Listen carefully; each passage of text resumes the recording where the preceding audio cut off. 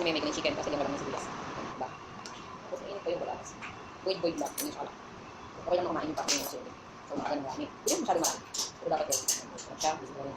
Pero sa atin kasi kinakain natin yung pati yung balat. Ang healthy. Pero sa gabi, sobrang kinikikal ko na. Kinikikal ko na yung ano niya, pagkain niya. Kasi nga, pag kinikignan ko siya, ako yung nahihirapan kasi hindi niya mabalance yung weight ko. Siyempre, diba? Kailangan mabalance niya. Hindi ako talaga nakakaan. Gusto ko matulungan niya yung sarili niya. Gusto ko mayunod sa.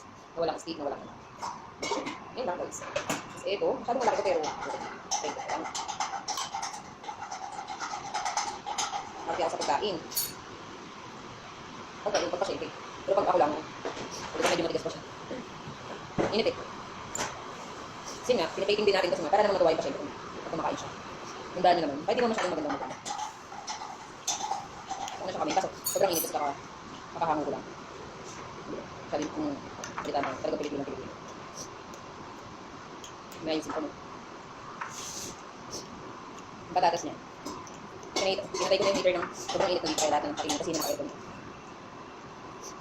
Pero hindi ko malagay oras, malagay oras na. In case may aksidente, makasete. Yun yun. Ang daming oras kung anong oras nangyari.